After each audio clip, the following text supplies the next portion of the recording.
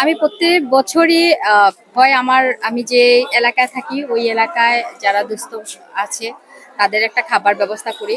এবার আমার প্ল্যানই ছিল যে ঈদের সকালবেলার সময়টুকু আমার পরিবারে দেওয়ার পরে যারা খেতে পাচ্ছে না তারা যেন আমাদের মতো, ঈদটা মানে হচ্ছে আনন্দ, তো ভাগ করে নেয়ার জন্য।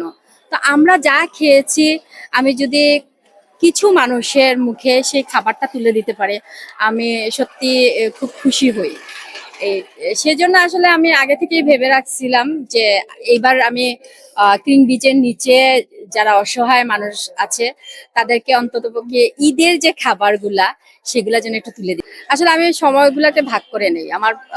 খুব আমার পরিবারকে কতটুকু সময় দিব, কতটুকু আমার রাজনীতিতে সময় দিব, কতটুকু আমার জনগণের সাথে টাচে থাকবো, সব মিলিয়ে আসলে রুটিন করা আমি কখন। আর আসলে যারা রাজনীতি করে বা সমাজ সেবা করে তাদের আসলে রুটিন মাফিক কিছু হয় না। তারপরে যথেষ্ট টাইম দেয় আমার আমার পরিবার, আমার ফ্যামিলি সবাই মিলেই কিন্তু আমরা এই পথেরই পথিক। তো আমি যেখানে যাই আমার পরিবারের যে 2-4 জন আছে তারাও সবাই আমার সাথেই থাকে, সবাই দেখে।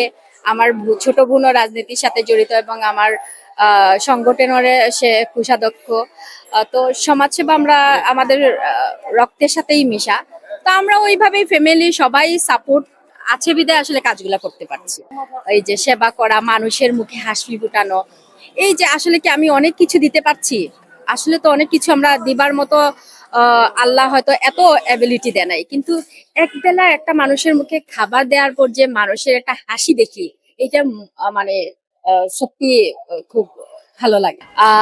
আমার ভাইয়ের হাত ধরে আমার আশা। তো মাঝে মাঝে আমার ভাই ফোন করে বলে যে আমার থেকে অনেক এগিয়ে গেছো। তো যার যার আসলে যে যে ভাই ব্যস্ত হয়ে গেছে, আহ, তার ব্যবসা বাণিজ্য, পাশাপাশি রাজনীতি, আর আমি রাজনীতিকে একটা নেশার মতো হয়ে গেছে আমার।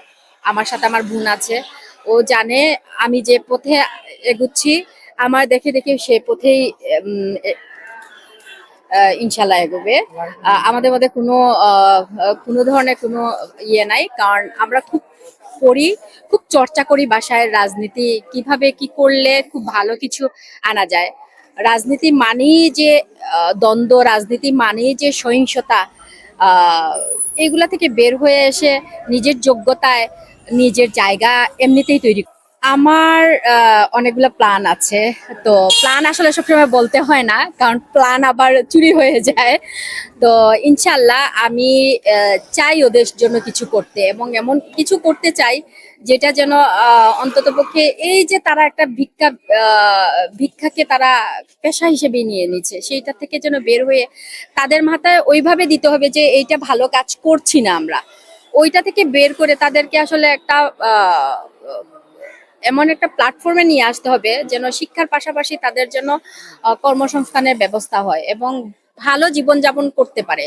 এই যে রাস্তায় শুয়ে বসে ভিক্ষা, এই জিনিস থেকে ওদেরকে বের করে নিয়ে আসতে হবে। সেটার জন্য আমি বলবো আমাদের যারা বিত্তবান আছে তাদেরও ইয়ে আছে, এবং আমাদের তো মন্ত্রী আছে 2 জন, তাদেরকেও আহ্বান জানাবো যে এই যে ভিক্ষাবৃত্তি, এরা বিভিন্ন ক্রাইমের সাথে জড়িত হচ্ছে, এই এই জিনিসগুলা থেকে বের হতে হলে না, এদের এদের গার্ডিয়ানদেরকে খুঁজে বের করা দরকার। ছোট ছোট বাচ্চাদেরকে এরা রাস্তায় নামিয়ে দিচ্ছে, এগুলাকে যেন মা বাপকে আইনের আয়ত্তায় নিয়ে আসা হয়। কারণ এইভাবে তো ওদের একটা সুন্দর লাইফ ক্রিয়েট করতে পারতো, হয়তো ওরা হয়তো বা এত ভালো অবস্থানে নাই, কিন্তু সরকারি ভাবে ওদের পড়াশোনার ব্যবস্থা আছে, সরকারি স্কুল কলেজ আছে, সেগুলোতে পড়াক। ওদেরকে কেন একদম ছোটবেলা ভিক্ষার দিকে ঠেলে দিবে?